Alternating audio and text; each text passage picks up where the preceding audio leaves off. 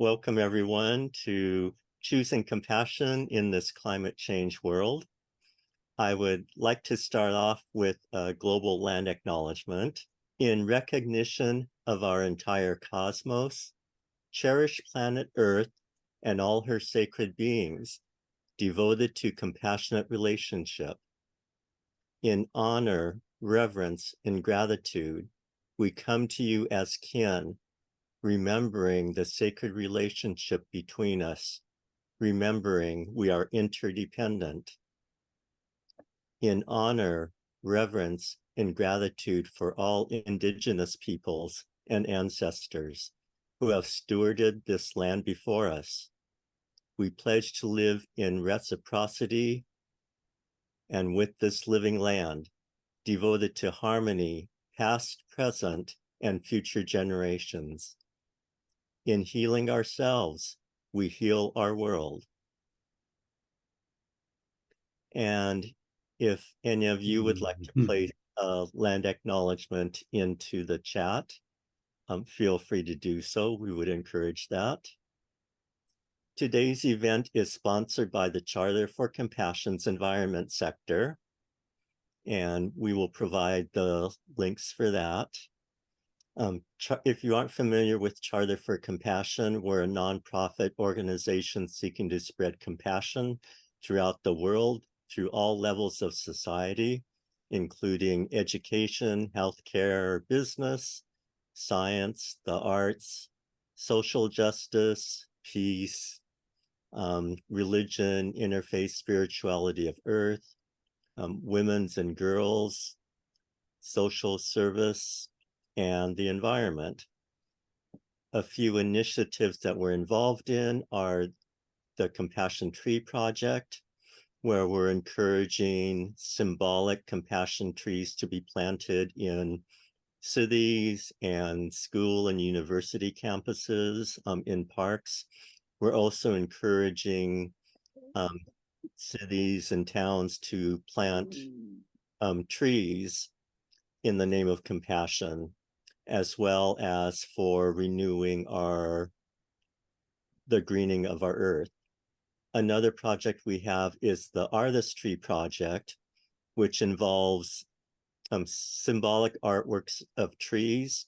And we view art as being a soft entry into helping people connect with environmental concerns, especially if they aren't used to doing so. And we have a children's artistry project in Cameroon, which involved about 8 schools. And the children did community art projects with which they've shared. And we're also using their projects to help engage their parents and the rest of their community in environmental concerns and environmental awareness. And towards the end, Kate will talk about another initiative that she and Nancy have spearheaded, Healing the Waters Day, which they host annually on May 1st.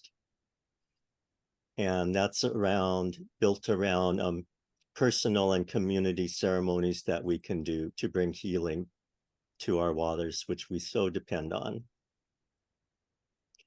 The environment sector does have a Facebook page, and feel free to check that out.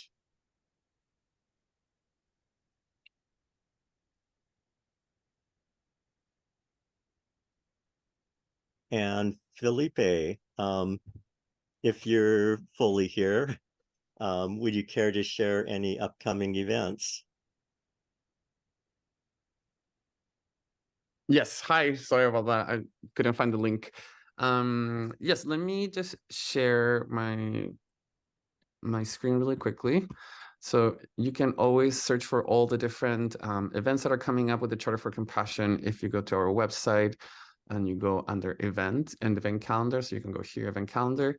So after this webinar at 11 a.m. Pacific time, we have a global read with Lynn Strongen on disability and creativity. And this Saturday, Global Read, which is having authors coming and share about their books, and you can ask questions and whatnot. On Saturday, there's a for kids books called Wisdom Tales from Africa. And then our course of Just 1 Minute 50 Cent Practice with Rick Hansen starts on November 13th, so this Monday. You can always check all the other events that are happening in November and far in December with our website. Thank you very much. And Tone, would you like to introduce our guests of honor, Cynthia and Duane? Sure. It's my pleasure on behalf of the Charter to welcome Cynthia and Duane today. For some time now, I've admired their writings and their work, and very grateful that the two of them can share some time space with us today. Cynthia Kaufman is the director of the Vasconcelos Institute for Democracy in Action at the D'Enzo College, where she runs and teaches a community organizer training program. She's the author of numerous books, including Challenging Power, Ideas for Action, Getting Past Capitalism, and the book that introduced me to her, which is The Sea is Rising, and So Are We. She's been active in a wide variety of social justice movements, including Central American Solidarity, union organizing, police accountability, tenants' rights, and climate change. And she publishes on social justice at Common Dreams. Duane Elgin, I have to say personally, I read his book, Voluntary Simplicity, many years ago, and it's one of those books that I keep rereading about every 3 or 4 years. A little bit about Duane. Duane is an internationally recognized author, speaker, educator, and citizen voice activist. He received his MBA from the Wharton Business School and an MA in Economic History from the University of Pennsylvania. His books include Voluntary Simplicity, Awakening Earth, Promise Ahead, The Living Universe, and the most recent book that I've read, Choosing Earth, Humanity's Great Transition to a Mature Planetary Civilization. Among the many things that Duane has done, in the 1970s, he worked as a senior staff member of the Presidential Commission on the American Future.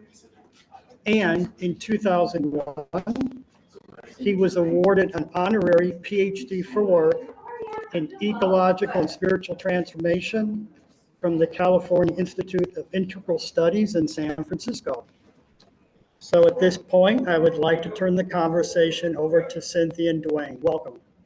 Thanks so much. And thanks so much for having us. So Duane and I got together to prep for this and decided that we wanted a dialogue rather than a sort of couple little lectures. So we have questions for each other. So I wanted to start by just saying that both of us have as a goal getting people out of their chairs and working actively on the climate crisis.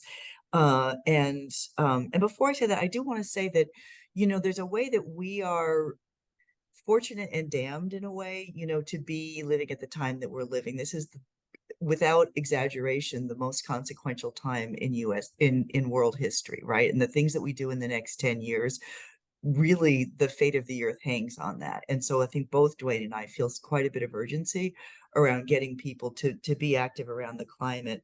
So given that, Duane, what do you think helps people be moved to action around the climate? Wonderful question, Cynthia. What comes to mind for me is the push and the pull, and the push and the pull need to be aligned and combined for us to move. If we just feel a push for change, there's a natural tendency to resist, to say, I'm pretty comfortable as I am. How can I resist this? Go back to how it was perhaps before. If we're pulled to change, but there's no push, we feel welcomed, perhaps, but otherwise distracted and not necessarily aligned with really moving intentionally into the future. But when those two come together, the push of necessity, climate change, the pull of opportunity, change how we live on this earth, when those two come together, then movement can begin. And if we look at what's happening in the world right now, and I'd love to get your perspectives on this, Cynthia, there's a growing understanding of the push, but we don't yet, I feel, understand how urgent, how severe, the magnitude of that push, the impact of that push. We have not yet internalized and digested the significance of the push. At the same time, we're pretty much wanting to go back to a consumer society here in the West and not be distracted by things such as climate change and species extinction and all the rest.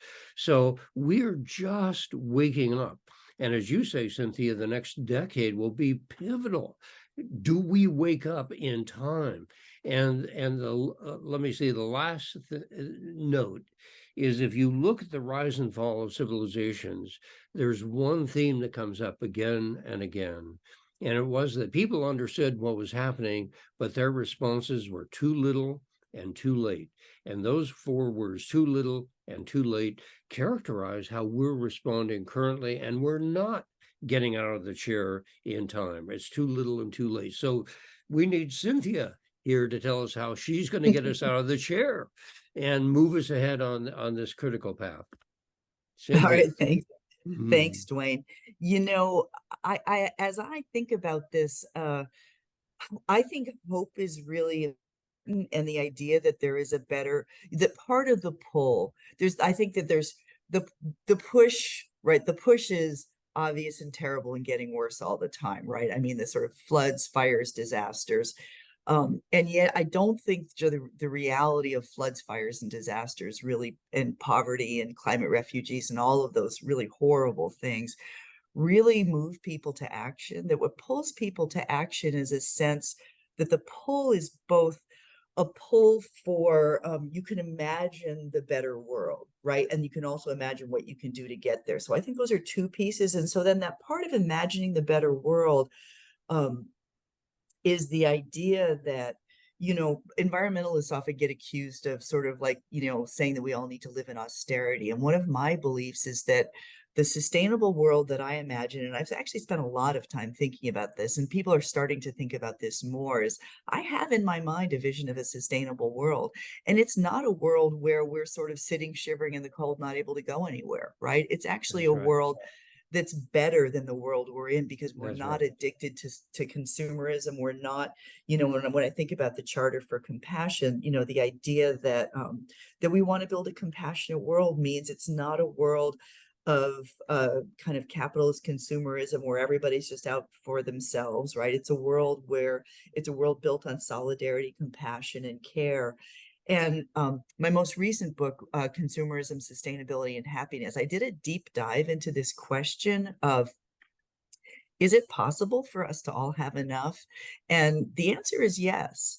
Mark Jacobson is is an engineer from Stanford, actually, who's written a couple of books about, you know, if we move to quickly enough, if we have better systems of transportation, if we have less inequality. Inequality is a huge driver of the problem because of the wasteful consumption of the very rich, and because the way it doesn't leave enough resources to every, but there are at this point in the world enough resources, enough technology for us to all live very comfortable urban lives where we have plenty of stuff.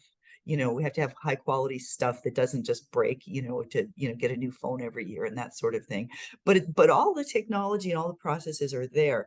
So part of the pull is that vision of a better world that's going to be more fun, more interesting, more equitable, more just better in every way.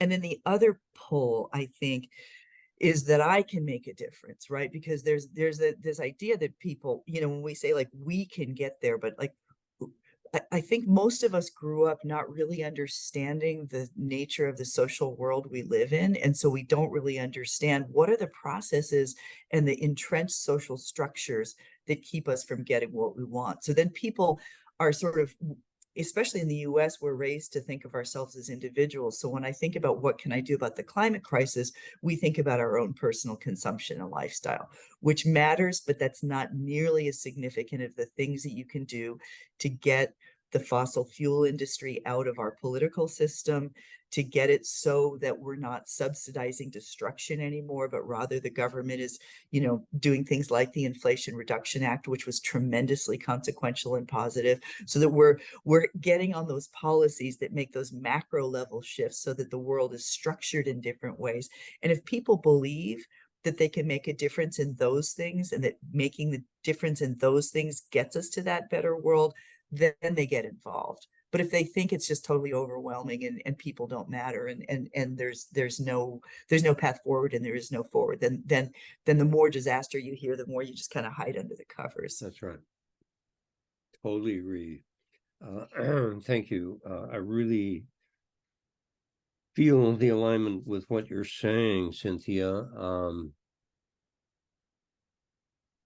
What comes up for me is that I see that you visualize this more sustainable, better world of people are thriving and they're enjoying life.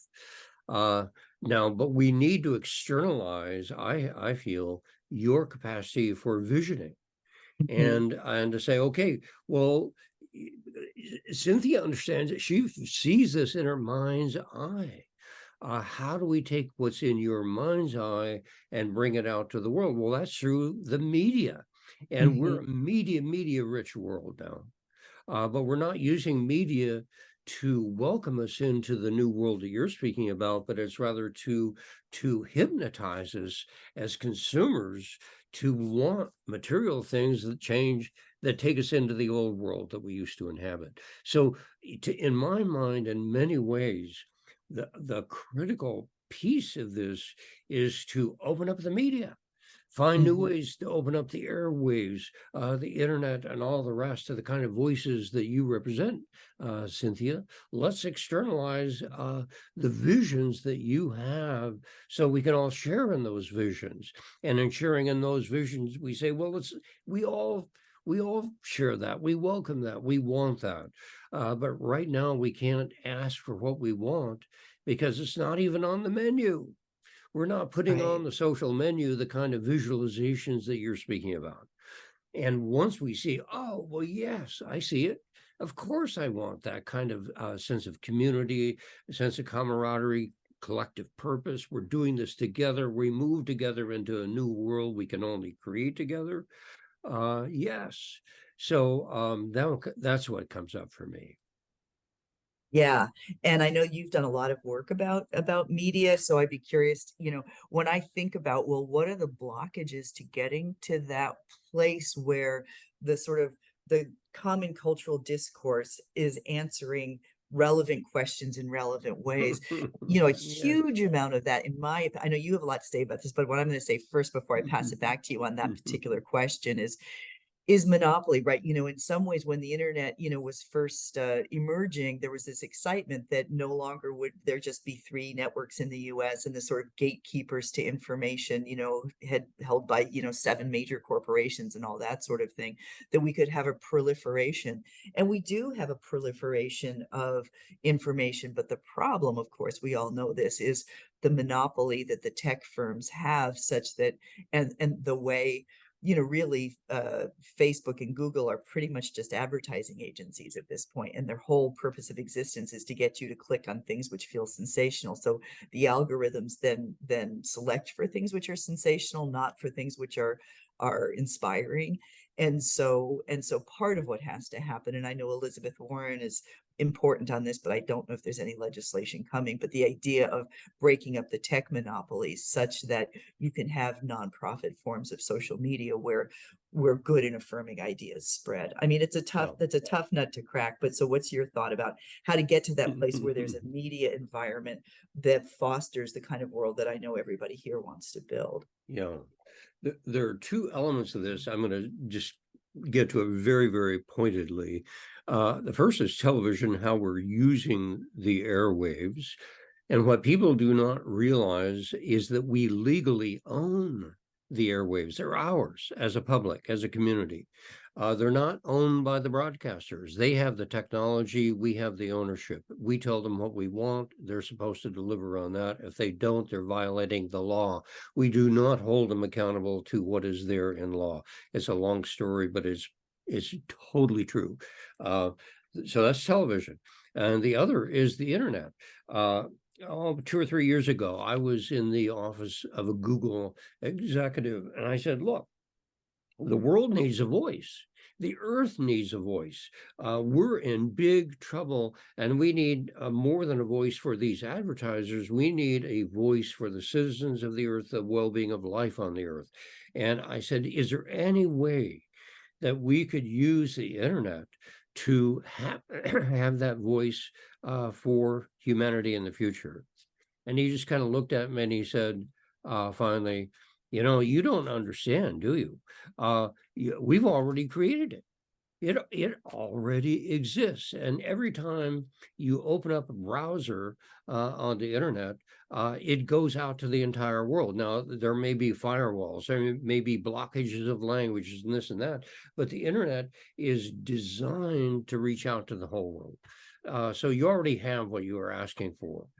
So I looked online and I saw that roughly 2/3 of the people on the planet now have a mobile phone. And that mobile phone connects 2/3 of us together if we want to. And so the problem is not technology. We got it. We carry it around. The future is in our hands. The problem is using the technology that already exists, both television and the internet, to serve the well-being of life and not those of the commercial broadcasters. Yeah, yeah.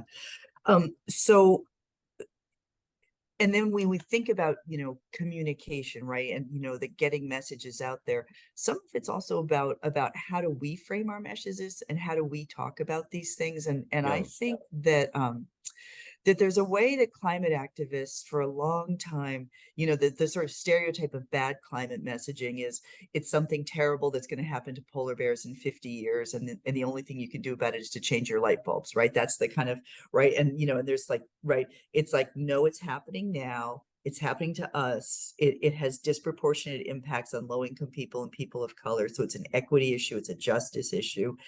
And there's tons we can do about it. So for me, one of my major messages that I try to get across to people when I talk about this is all the avenues for change. And again, personal lifestyle things, I don't fly anymore except for sort of, personal family emergency kind of things. But and I'm a vegetarian, blah, blah, all those things. Like there's all kinds of things you can do as an individual to lower your carbon footprint. Those things matter, but they're not nearly as significant as the things you can do to get your community to have a serious sustainability plan, to elect people to office who take the climate seriously, to hold people to account, to wherever you can take away the power of the fossil fuel industry.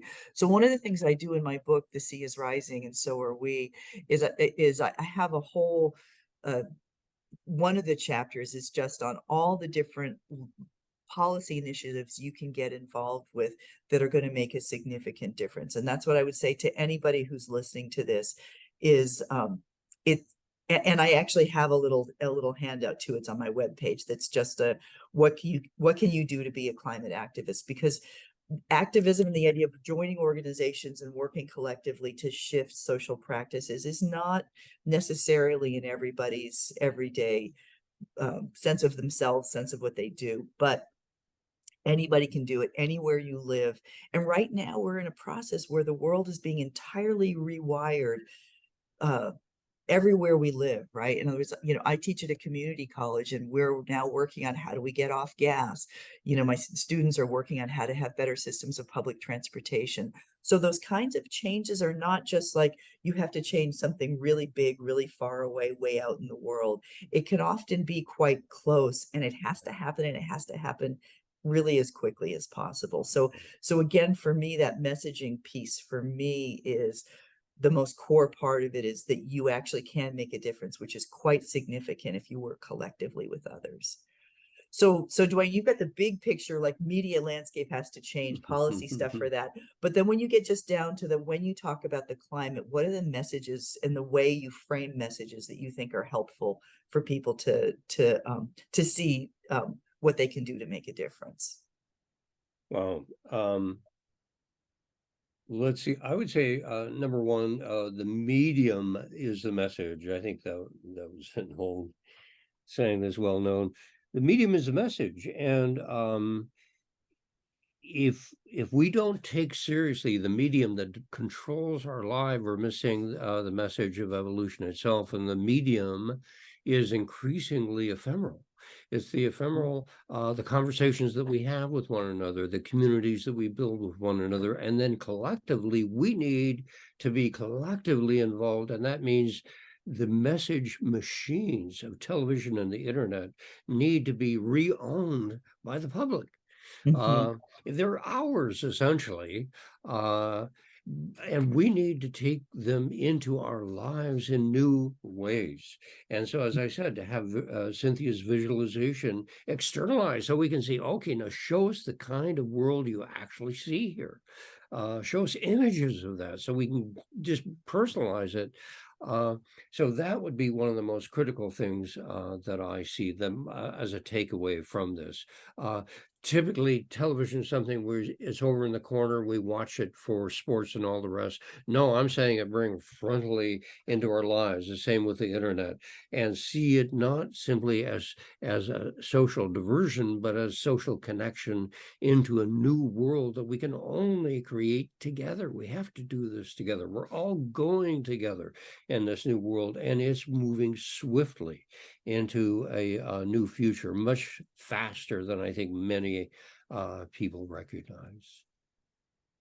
That's so true. I mean, we are in a, I said at the beginning, right? We're in a period where, I say, when I first got involved in social justice work in the 1980s, when I was very young, I had a sense that the world was stuck and frozen, and it was and everybody thought around me sort of thought everything was kind of fine, and that's just how it's going to be.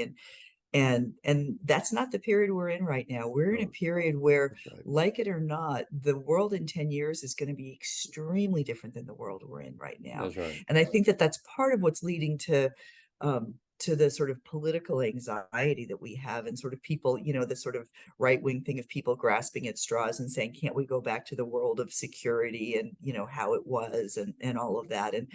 And I think it's really important for us to take seriously the sense of anxiety that people have about the future, and the sense that we don't know what it's going to look like. We don't know what's going to happen, and things are coming unglued, right? Things that seem like they were just completely settled for most of the lives of people in this Zoom room are no longer settled. They're no longer settled. So then how do we live in that? And I think some of it is about having a strong sense of values, as the Charter of Compassion people are all about, like the idea of like, we care about each other, we care about the earth, we care about our own well-being and our own joy. And when you start from that position of care, then how do we comport ourselves in a world that's falling apart, where fascism is on the rise all over the world because people are scared and they feel insecure? So then how do we create that sense of security? I think it's by actually doing things in community with others to heal the world. And that's one of the ways I see my own social justice work, right? Is that I join organizations and make friends then with people who actually care and actually are committed to building that better world.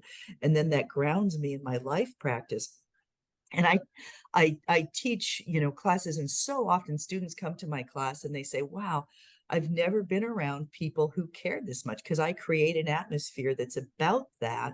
And then, and how different it is to live with people who are committed to making a difference, to healing the trauma of the world. You just feel better, right? You just feel better, and you believe that it's possible. Whereas if you're just sort of, watching television and kind of, sort of living in the mainstream, you have a sense of hopelessness and despair, which then leads to fascism and apathy. Right. So I think it's really important for people, just the everyday practice of working with others to heal the world is tremendously important. I don't know, any thoughts, Duane, you have about any of that?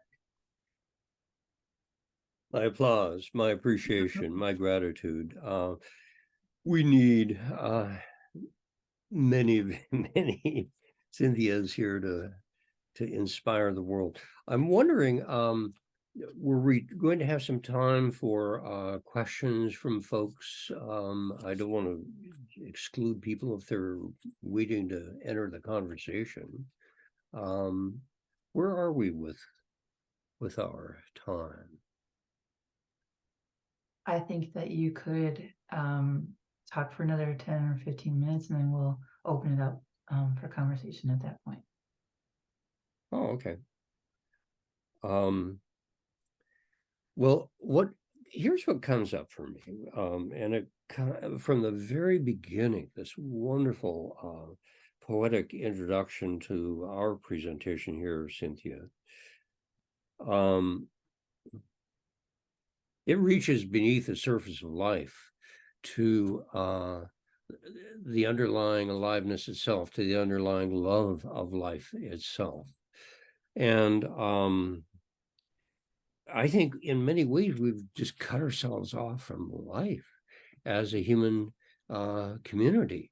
We've so engaged in the life of goods and materialism and all the rest. Nothing wrong with that. We need it. I use it myself. But our connection with life itself has been diminished by how we've organized ourselves and our relationship to life.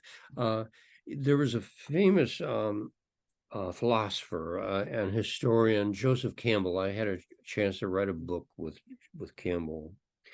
And he was once asked, well, isn't what people want out of life is more meaning? People want meaning in life. Isn't that what people are looking for? And Campbell said, no. Shocking. No. He said, what people are looking for is the direct experience of being alive. The direct experience of being alive. If you're a painter, if you're a poet, if you're a sports enthusiast, whatever, a builder, whatever brings you alive. And that is your true gift. And if we all give our true gifts to this wounded world, it will flourish. It'll come alive as well. So what the world needs from us is the best that we've got, the true gift that we each have, and to give those together. And if we do that together, I'm confident we're going to create that better world that Cynthia spoke about. Yeah.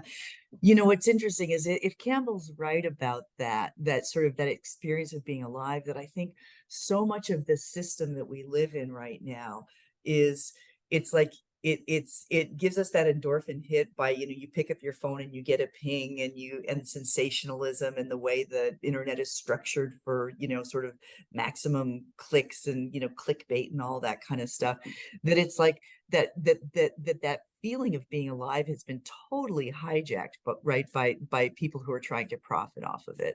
So just, you know, I always hesitate to say this. I feel like I have an internalized McCarthyism is what I call it, that a certain part of me that's afraid to say this out loud. But I do think, you know, the biggest structuring force in the world today is capitalism, right? The idea of the world is structured to produce profit, and the idea system that goes along with that the point of it all is to, or how we're supposed to structure our societies is to allow private profit to make decisions. And so I think that a huge amount of what we're dealing with is that.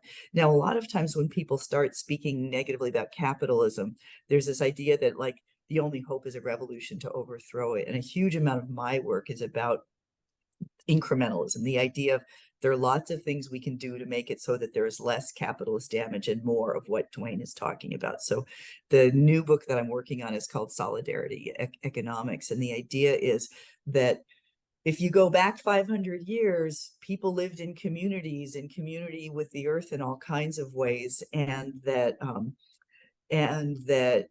we have all kinds of systems that humans have to make it so that we can meet our own needs, the needs of the earth, and live, you know, just in harmony with each other. It's not rocket science. It's actually not that hard. But what makes it hard is the systems that have gotten in the way that make it such that we believe that the way to satisfy our own desires is, and the way to feel alive is to get sort of sensation, that our material goods are what make us happy and all those things. And And I agree with that basic premise that you started with, which is that we're cut off from life, and that what we need to do is to understand what we're doing is reweaving the fabric of relations that connect us to each other and that connects us to the earth.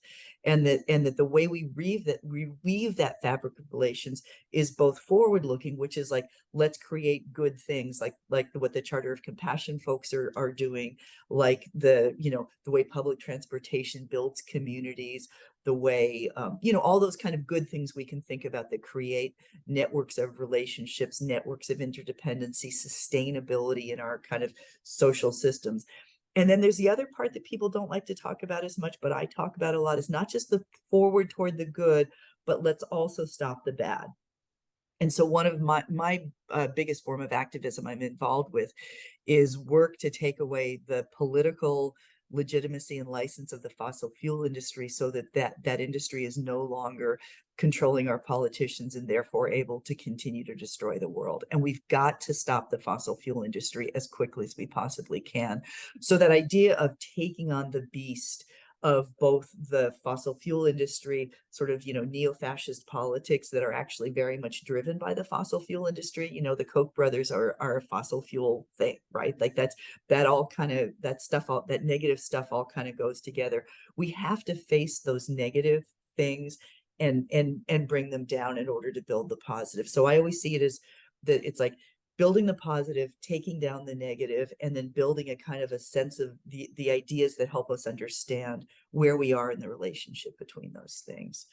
So yeah, so I'll just say that I really so I reflected on what you said. What do you think about what I said about what you said? Well, I really appreciate the whole systems view that you're offering here. It's not just getting absorbed in one piece of this, but standing back at the same time and seeing how they all work together. And systemically, we're in a time of change.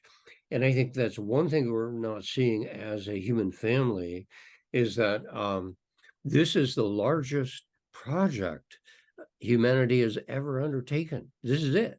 This is the biggest transition in the last 300,000 years we've been on this planet. This is it.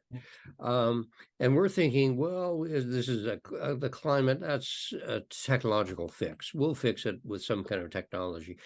No, what's underway is the utter transformation of life on this earth, for all life, not just humans. We're in a mass extinction right now of other forms of life, and on and on and on. So we don't yet see the magnitude of change before us, and that's an area of activism itself. So that we can then empower climate change activists and others to just move forward with all of this. One thing I want to bring up is what's underneath all of this. It goes back to the introduction at the beginning, the sacred work of the Charter for Compassion. And again and again, as I've done my work over the last 50 years, looking at the future and this and that, I've seen, as Cynthia said, capitalism is a mindset. I have an MBA from the Wharton Business School. Capitalism is a mindset. I've been immersed in seeing that. The mindset says it's really just dead matter and empty space, and you might as well exploit that which is dead. For me, I'm alive. And so I'm going to just kind of forget all the rest and just focus on me and getting mine and out of the deadness that surround me. Boy, now that is in my sense, a despairing view of reality. It's a selfish view, and it's not going to allow us to pull together. But science is beginning to connect with spirituality and suggest, reveal, point to the universe as a living system. It has the attributes from the lens of science of a living system. Now, if we live in a living system, well, then take care of it. When people see something that's alive, they say, well, how can I be helpful, caring for that aliveness? It's not dead to exploit, it's aliveness to be mindful of and nurturing of. So how can I contribute to that? And that's the very kind of thing I heard you just speaking about, Cynthia. So if we can begin to reclaim an ancient view of life that we came from tens of thousands of years ago into the modern era, that it's alive. And seeing the aliveness will reach out in care and compassion, will fulfill the charter of compassion with our care and the kind of initiatives that Cynthia is working for in her life. So that's my further. I think that's a really good place to end it. So I think we should just pause right there and open it up. So that was a good closing kind of comment. Great. Thank you both for like this inspiring conversation. It's been really interesting and exciting to hear people talk about like almost like taboo topics, like for example, dismantling capitalism, which especially in the US, you know, where like this is like the pride and joy of this nation. It feels like if you go against that, you're going against everything that is US in a sense, right? And in all honesty, if you could really think about it, being a world citizen means to understand that there is more to it than the system that has literally been established to abuse this earth, you know, like the way that we create money and power and everything, it's all because of that. And so with your conversation, please, everyone, if you have questions, you can post them on the chat or you can ask them directly here. I'm here to kind of like a little bit moderate this conversation. So from this conversation, what would be the top 3 things that both of you would recommend people to do when it comes to climate change? Like top 3 things. Okay. I would say the most important is to find your people and get to work. Right. And so what I mean, so in other words, that's almost like a generic answer. And so I think like there's some people like me who like battling the beast, right? Like I'm taking on the fossil fuel industry and I find that exciting. For some people, like that's too negative and that doesn't feel right to them. And so they want to work on a sustainability plan in your community, something like that.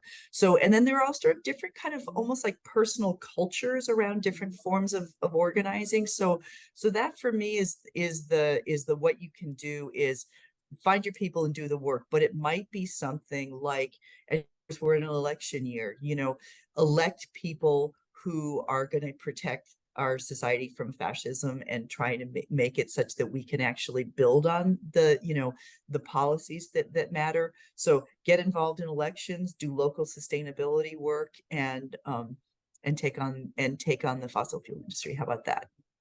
Love it. Duane, what would be your top 3 recommendations? I don't know if I have my top 3.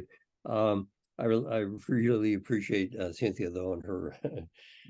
Okay, my first one would be we need to understand what's going on here. We can certainly take action, but I would encourage people to take action out of their own personal understanding of what the most critical tasks are relative to their skills. And they may have a skill set that doesn't match very well activism, getting out in the streets and this and that, but maybe staying at home and being in social media and this and that, or vice versa. In other words, respect the skill sets that you have as a person in the world and match those skills with an understanding of what's happening. And so climate change, as I mentioned earlier, I don't see as a crisis to be fixed. It's a catalyst. It's pushing us. It's saying this is a wake-up call. Wake up to what you're creating and let's move into a more sustainable and beautiful world. So it's a bigger call to action than just solar panels and electric cars, so to speak. It's so step back, understand the dynamics. It's certainly climate change. It's also species extinction, all kinds. It is mass migration of people around the earth. Billions of people are expected to be on the move within this century. We have a world that's going to be in profound change, systems change. And so inform yourself, find out what really lights your fire, brings you alive, and then put your energies there. That'd be my recommendation. Those are great recommendations, and thank you for that, because it allows us also to think about our own personal capacity in this sense. There was a question asked here by Lisa saying, how can we as society dismantle fossil fuel industry? And then added comments, you know, in a rapid time frame, in a loving way. We're trying to use compassion as our fuel, right? And so how can we take on this, especially for us that don't know specifics on how to do that? What would be the recommendation? How can we, you know, take part in this work? Okay, can I just say, I love that question so much. It makes me hyperventilate. So sorry if I'm going to say too much all at once. Go but- for it. And I actually, I have I just over the summer wrote an article about this that's under review right now, and I'd be happy to send a draft to anybody who's interested. So let me know if you are, because I'd love your feedback. But look, so in a loving way, boy, that makes it hard, because here's what I want to say. The fossil fuel industry is our enemy. And I'm just sorry, like that's just true. And so it's not like I think that we need to be mean to the people who run the fossil fuel industry, but that industry is on a death path. And there's nothing to be done. So, okay, this is where it gets to be too much, but the main thing I'm working on is trying to get the California's giant public pension systems to divest from fossil fuels. And in that work, the pension systems have been saying we're trying to engage them and trying to get them to change. And, you know, years and years, and there's all this talk about like, oh, they're going to rejigger themselves.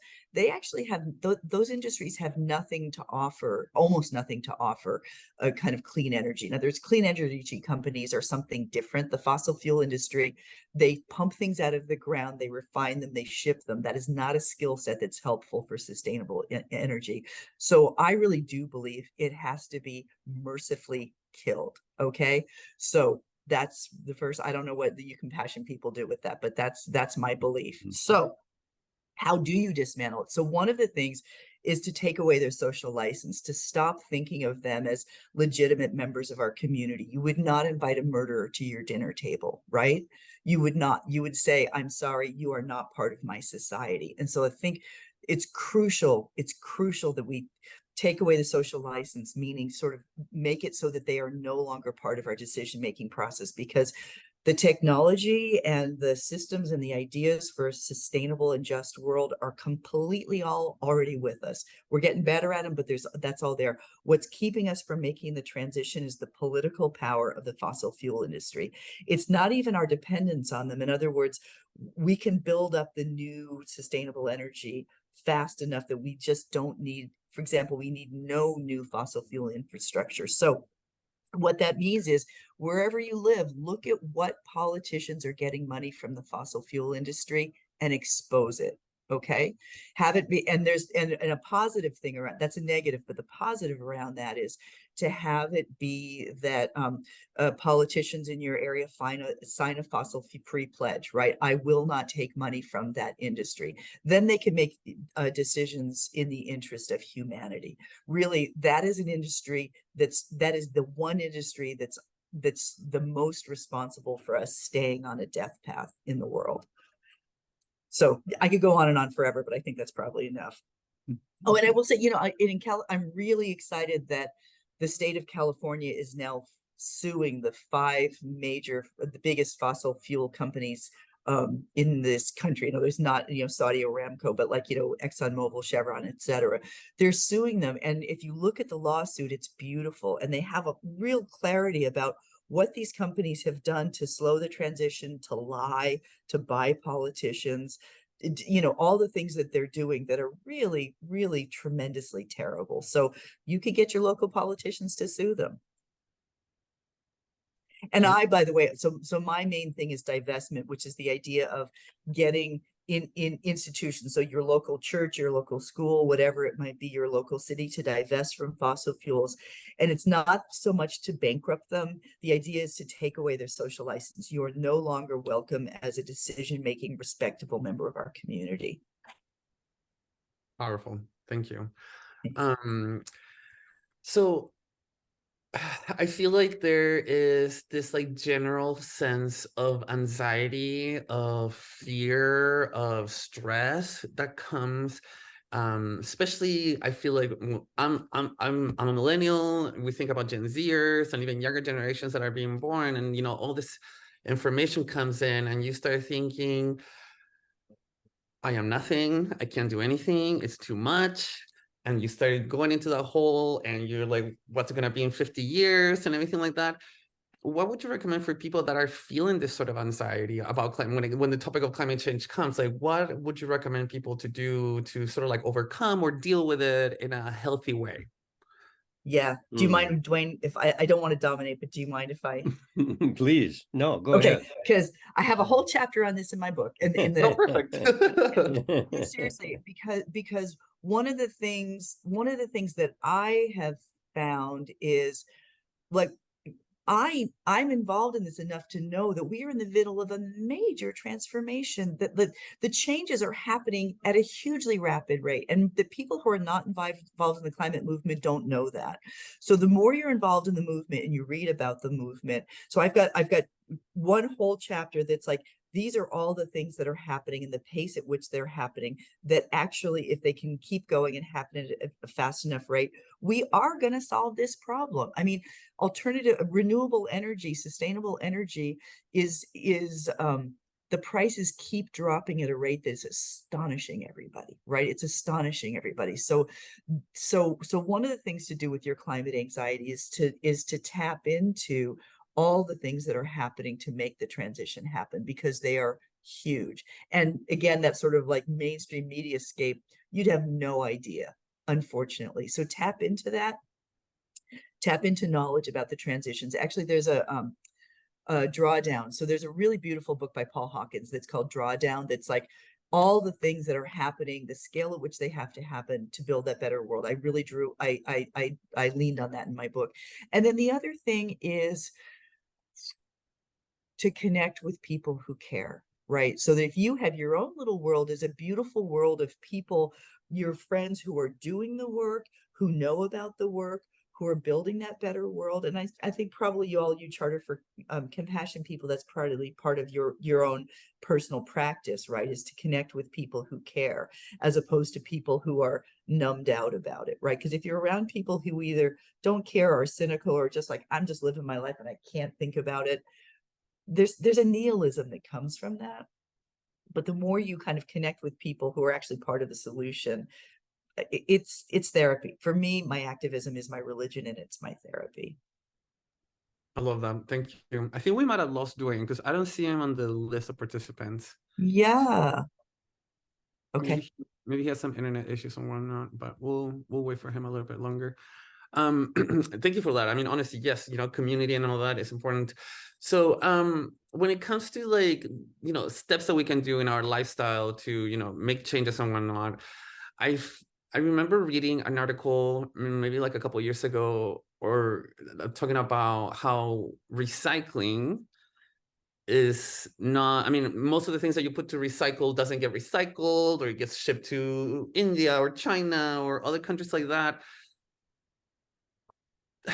It seems like, like the one little thing that seemed like it was making, at least me, for example, make me feel like, hey, I'm trying to be a little bit more conscious, I'm trying to do this and all that, it's not really doing it. How do we deal with this kind of stuff? Like, I feel like all these systems, like and I guess it kind of like goes again with like the whole idea of like the anxiety from climate change and all that, but like it seems like every industry ends up like not doing it the right way, or I don't know. I'm just trying to take, trying to figure out steps that I can do personally, and then in community, like you were saying, like organizing and, making politicians sign things and whatnot. How do you feel about the recycling system right now in the US and in the world? Okay, and Duane, the part that you missed when you dropped off, Oh, and there he is again. Yay. Sorry. You have a whole book about this, the kind of, Felipe started with the kind of like the lifestyle, the personal. And so I'm just going to say a little bit, just because you did just come back, and I try not to say too much. Look, if you want to think about what can you do just in terms of your lifestyle, which does matter, I would say flying and eating meat are the two biggest things, the two most important things to do differently, and to do those in a way that has grace, that invites and encourages others into it. And because if you're too self-righteous about it, it actually is counterproductive. It pushes people away, right? So you got to be careful with that. Recycling, it's like, look, part of the big problem with recycling is our dependence on plastics. Guess why we have so much plastic? fossil fuel Oil. industry. Mm-hmm. Right. So it's like the new use of oil is plastic. Okay. So yes, most recycling is BS. And so the reduce, reuse, don't is more important than the recycling, but recycling's important too. Okay. Over to you, Duane. You're on You're mute. muted, Duane. Duane, you are muted. You're on mute. We can hear you. There we go. Can you hear me now? Okay, great. Here's what comes up for me. Once again, it's more, I suppose, the big picture. What's going on here? And I've gone around the world the last 30 some years asking a question before giving talks around the world. And I'll ask people, when you look at the human family and how we're behaving, what do you think our life stage is? Are we behaving like toddlers? Are we behaving like teenagers? Are we behaving like adults or elders? And you've got 4 choices. I'm going to give you 5 minutes to talk to someone you've never met. And I want you to tell me, are we behaving like toddlers, teenagers, adults, or elders? And I've asked this question around the world. People have been shocked. Well, who knows? Well, they talk, and within 5 minutes, there's an overwhelmingly strong consensus. And it is that we are behaving as if we are adolescents, teenagers around the world. People see instantly, they're ready to say this. We're growing up as a species. We're in our adolescence right now, according to a majority of people. We're behaving like teenagers, adolescents. Who's in, who's out? It's about me, isn't it? How do I look? How's my car? This and that. And we need to start behaving like adults. And one of the key things that an adult does is say, well, it's not so much about me, it's about we. It's about the family. How are we doing? What is my responsibility to the well-being of the rest of life as well as myself, and so on? And if we will simply make that transition from me to we, from adolescence to early adulthood, see this as a time of profound initiation for the entire species, all of us. We're all going through this together. And if we can go through this together, we can then begin to create the kind of world Cynthia has been speaking about. Thank you. And Duane, I mean, you left for a second, so I was wondering if you had anything to add about how to deal with the anxiety that comes from, thinking about climate change and everything. Yeah. Well, many things to say about that, but the first is to recognize this is a collective anxiety. And I've written about not post-traumatic stress, but chronic traumatic planetary stress. We're going into a stressful time, and it's not going to leave. It's just going to get worse and worse. And in our lifetimes, we're talking about a multi-generational transition. And so we should not expect we're going to go back to some golden era of the past. We have to work hard to move into a promising era in the future. And so that's just the nature of the life we have been given to carry right now. It is a stressful life of extraordinary impact, importance, consequence. And so instead of feeling burdened by it, feel gifted to know that you've been given the opportunity to participate in one of the most consequential times in human history. That feels daunting, to be honest. It is. It doesn't help Thank the you. anxiety. It is. Yes. Yeah. You're right. If anybody else have any questions, you're welcome to post them or ask them directly again. Annette, I see that you are commenting a lot on little steps and whatnot. Is there anything that you'd like to mention here as we are in the conversation, or not trying to single out anyone, but I'm trying to get more participation going? Yeah, thanks. Sorry, I tend to do that. This is supposed to be a conversation, so you're more than welcome to. Yeah. Hi, I've met some of y'all before, but I used to be an environmental scientist, biologist, very worried, like Duane, about other species on the planet. But I've switched to climate change, so I run a climate action group. So I'm been studying a lot of the science behind climate action, what's effective and what's not. And there's some confusion sometimes about personal versus individual.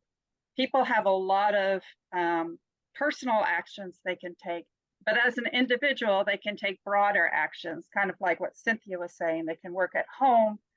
They can also, throw a vegetarian dinner party. They can invite neighbors to backyard movies about climate change. We've done that. Get involved with your community. But there are, like Cynthia said, there are a lot of people who are uncomfortable with marching and some other things. And you just have to find your niche. And there are so many diverse actions out there that you can take. It's a question of relative effectiveness.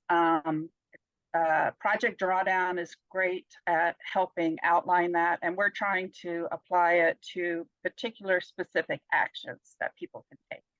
But agree with everything on there, and I loved what you said, Duane, about asking, are we acting as elders or adolescents?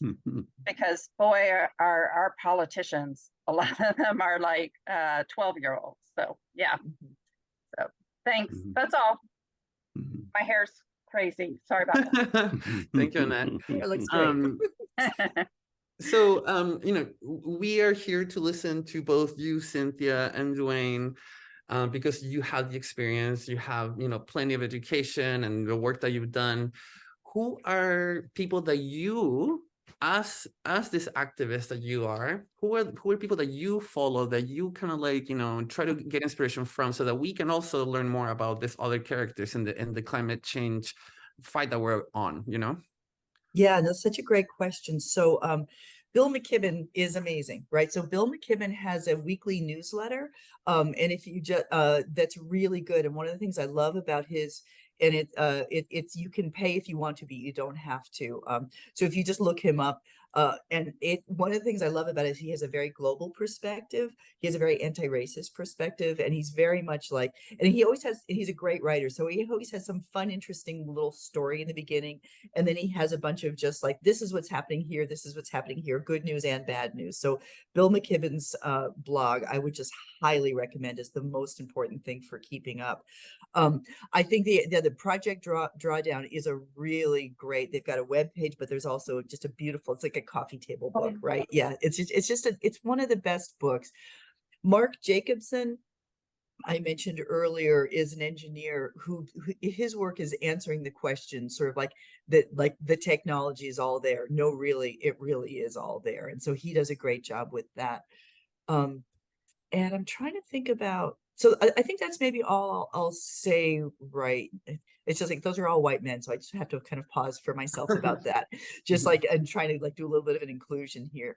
But, and I will say 350.org has a national, so if you're interested in what's happening internationally, there's a lot of, there are 350 groups all over the world that are doing interesting work. Awesome. Duane, who will be your people that you would recommend for us to also learn from? Well, let's see. I take a somewhat different approach. Actually, I read Bill McKibben and others as well, and I have high regard for Bill and such. What troubles me is that so much of the response is to say, stop. We have to fight against these powerful forces. We have to stop them, and I'm going to put my energy and intention behind efforts to stop and to fight. And my sense is we're going to get run over by this train called capitalism if we try and stop it. What we can do is guide it. And that's the nature of democracy and citizen action and such. It isn't necessarily to stop something, but it is certainly there. This is a free country in the U.S. somewhat, and we're here to guide it. We're here to say this is what we want for our future. And I think one of the most powerful things we can do, I want to return to this, is to not simply say what we're going to stop and what we're going to fight against, but rather what we are going to work for. And that we'll work for that future with compassion, with a sense of the well-being of all life in a time of great suffering. And so there's a tendency in my experience of looking at climate to say, well, this is mostly technology we're talking about. There's just too much CO2 in the atmosphere. How do we get the CO2 down and moderated and all the rest? That's the focus of action. Well, action needs to come from the heart as well as from the head, and looking at something like CO2. Very important. But I just want to say, we need the compassion, we need the love, we need the we want to be directly experiencing aliveness. What kind of world brings us alive? And that, to me, is the most powerful inspiration we can find, because people that are doing that are not going to be deterred. They're moving on behalf of life more broadly. So that's, and I don't have three authors to point you to for that. This is a new world is being born right now, and we're all part of that birth process. So read the book of your own life, I suppose, and the passions that bring you alive. Now I'm looking at the clock. I'll have to go, and it's been a wonderful conversation with you folks and with Cynthia. Thank you so much, Cynthia. And Thank you. yeah, so I don't want to stop the conversation, but I do need to go to another meeting that is happening right now. You are all good, Duane. Thank you so much. Thanks, Duane. It was really Yeah. nice dialoguing with you. Okay. Thank you. Thank you all. Bye-bye. I just want to, based on Duane's thing about focusing on the positive, I did just want to throw two more sources out at you, which is Please. Annie Leonard's The Story of Stuff. So, she did this great little animation about garbage, actually, and recycling, Felipe, you would like it. But then she also has a bunch of new ones that she's done that are about building and visioning a better world. And then probably most of you have already read this, but Robin Hall Kimmerer's Braiding Sweetgrass, I think, is a really beautiful book for that sort of sense of more the sort of the heart-based, like, how do we want to live? And I think it's I just think it's a great book. Very inspiring in that way. She actually was a guest for our Global Read program a couple of years ago with that book. And so, there was a discussion about that. And super beautiful book. So, we're kind of like getting close to the end of this conversation. Is there something that you would like anyone, not only just here in this webinar, but like, because this is being recorded and then we'll post it on our YouTube channel, and people do watch a lot of the content that we produce there. What are, like, maybe a couple takeaways that you would like people to know? Like, if there's anything from this webinar, what are a couple things that you would tell people? Anything that you'd like to say? I mean, I think I just wanted to reiterate the point that we are at the most consequential time period in human history, and that we all have to step up to that, and that stepping up in that way, actually, it's not just, you were saying it's daunting, that it can actually alleviate your climate grief, to be part of the solution, to be connected to people who are part of the solution. And then the other thing that I've said a couple times, that idea that wherever you are, there's an expression I love that says, to change everything, start anywhere. In other words, wherever you are, there's an institution that could be changed, right? There's a church, there's a school, there's a city that could be rewired to be more just and more sustainable.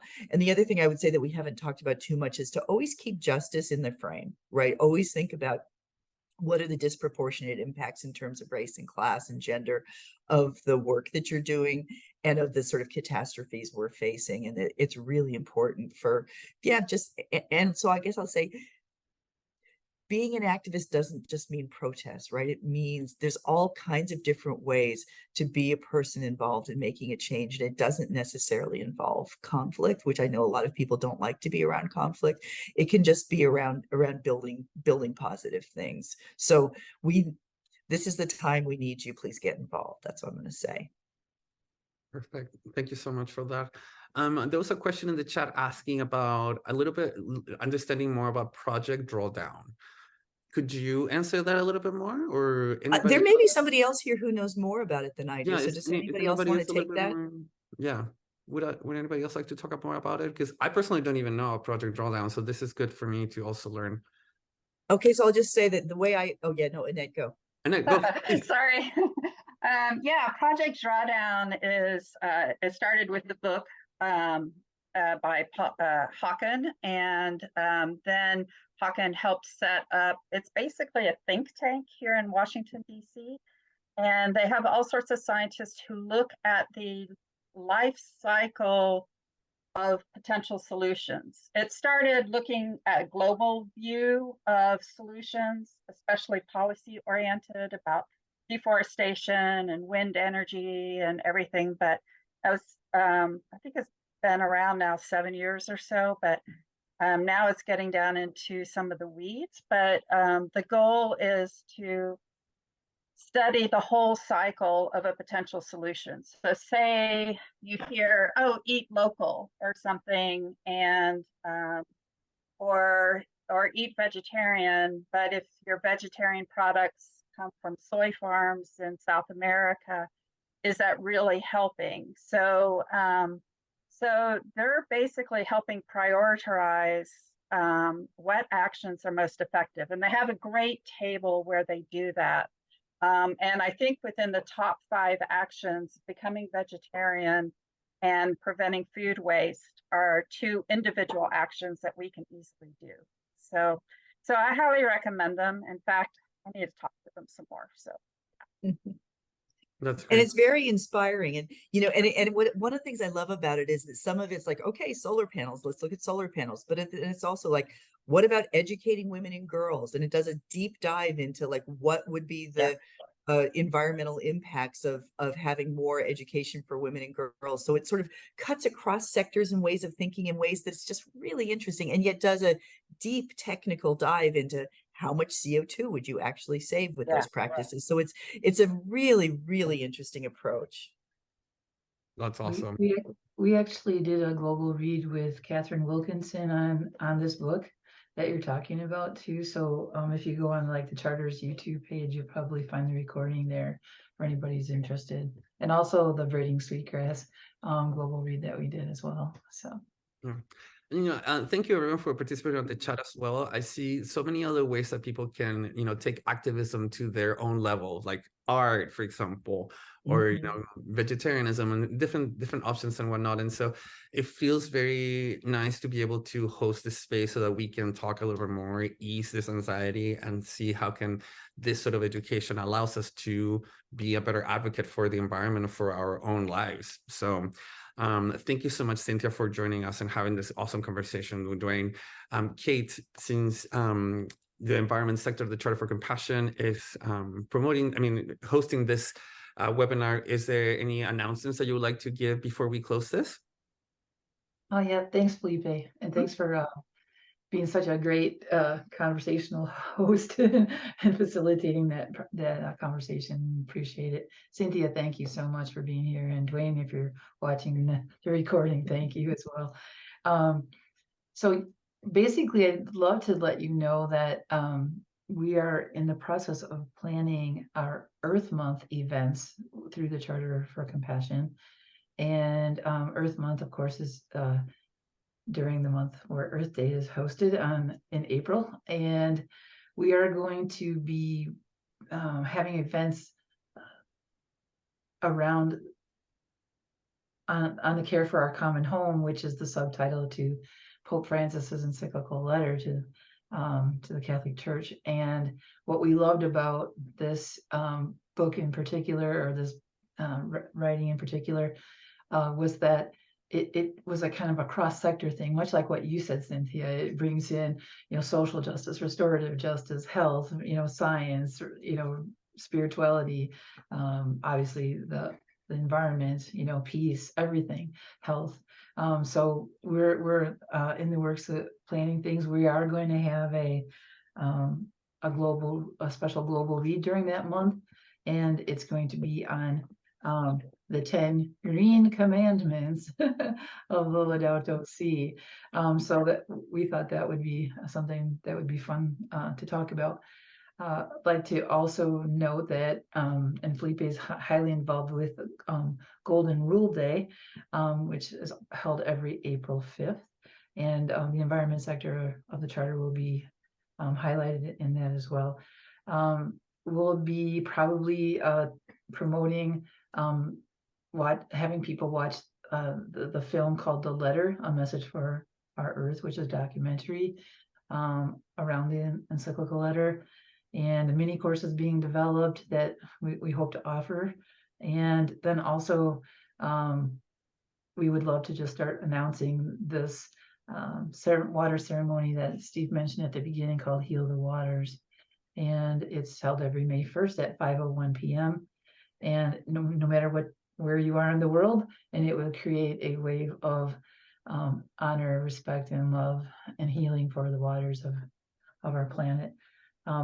If you're interested in the details as we start to shore them up, please make sure that you're signed up for the charter newsletter, and follow the environment sector's Facebook page, because we'll be posting information there as well. So I don't know if there's any questions on anything that I just said. I believe I want to thank Nancy for throwing a bunch of the links into the chat room. So you might want to save that chat so that you have those for the future. Because hopefully you weren't looking at them while these lovely people were talking, because the conversation was amazing. I want to thank Tone for bringing Cynthia and Duane to us today. He spearheaded this conversation, so thank you, Tone. I see that some people have put something in the chat, so let me see what that says. Oh, just about, yeah, thanks, Nancy. So, and someone put in my email address. That's awesome. Thank you. And so both Steve Kramer and I are co-leads for the environment sector. So you can reach Steve, just like he said. That's one of my emails, but I also have Kate at Charter for Compassion. You can use that as well. So thanks everyone for being here. Thanks for your participation. And I hope you have a lovely rest of your day.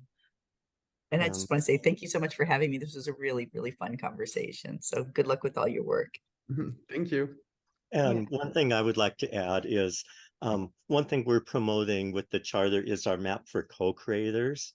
And if you go to the charter main page and check out the map, it's an interactive map where you can look anywhere on the world to see like people who are engaged in environmental activism or in any of the other sectors or concerns that we have.